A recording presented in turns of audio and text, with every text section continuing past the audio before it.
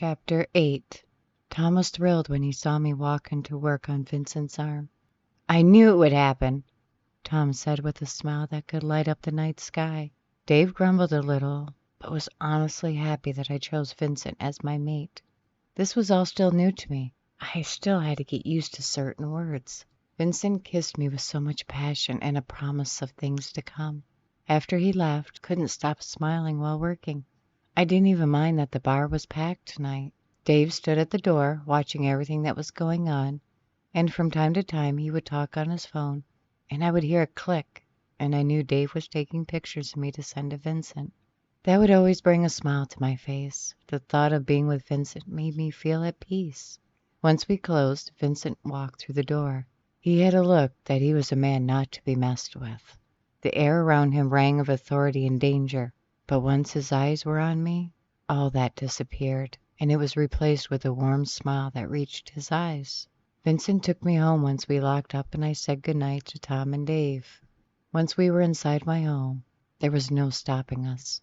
We took off our clothes, and Vincent took a shower with me. When we were done, he carried me to the bed, where we spent the rest of the night ravishing each other. "In a week is the full moon. I want to marry you in front of everyone.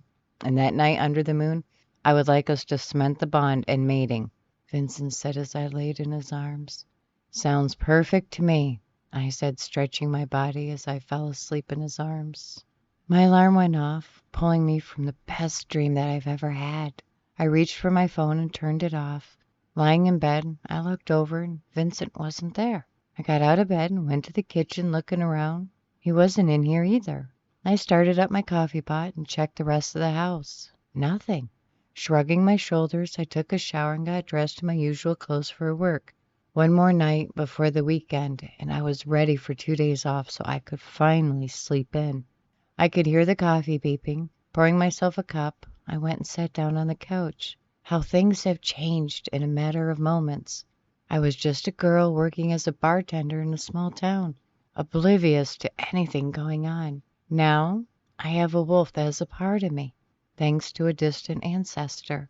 I really wish that someone from my family was still alive, or at least kept records of what went on. I heard my phone buzzing. Grabbing it, I saw I had 2 missed texts. "Lucy, I know you're still pissed at me. I would be as well, but I want to talk to you and explain everything. Let me know if we can still go out and talk. Derek." I wasn't ready to respond to Derek just yet. Closing out that text, I was going to have to think about it. Opening the second one, I had to smile. "Lucy, hopefully you are well rested for work tonight. Steve called the bar and said that he was coming in for a check and that he was going to throw a party Saturday night and wanted all of us there. See you soon, Tom." I wonder why he wants to throw a party. Things just keep getting stranger around this town. I went into the bathroom, put my hair into a ponytail, putting on a slightly bit more makeup. Grabbing my coat and purse, I decided to go into work a bit early tonight. I said hi to Eric and Tiffany as I walked into the back room. Putting my stuff into my locker, I grabbed my pop and sat on the couch. I still had 30 minutes before work started. On the way here, I noticed it was starting to snow again. I was really getting tired of this stuff, but it's what I get for living in a state that is in the northern region. "Whoa, are you feeling okay? You never come into work early," Tom said as he sat down next to me. I could see a look of concern on his face. "I'm fine, Tom. Just didn't want to deal with driving if the roads got bad real fast," I said, sitting there. "Fair enough," he said as he patted my knee. He was about to get up, but turned and looked at me. "Lucy, can I ask you a serious question?" "Of course you can, Tom." "When you sniffed Derek when he was in his wolf form, you had this look of surprise on your face right before. Can I ask what that was about?" Tom asked, sitting back on the couch. Damn, I was hoping that no one saw that, but leave it to Tom to notice everything about me. When I sniffed Derek, my wolf was confused. She smelt that scent before when I was little. I couldn't place it until she whispered it was the same scent that belonged to the same person who killed my parents. Derek's too young to have done that, but Tom trailed off once he realized it was Derek's father who killed my parents.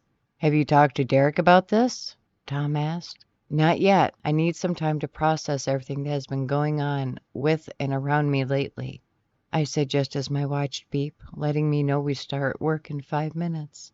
Have you talked to Vincent about this? Not yet, Tom. No one knows but you. So please keep it that way until I'm ready to talk about it, I pleaded with him. Tom pulled me into a hug. I won't say a word, he said. We started our shift. The bar was empty for the first hour, then all hell broke loose. As we were getting slammed with orders, I glanced at the door and saw Derek standing there with a look I couldn't figure out.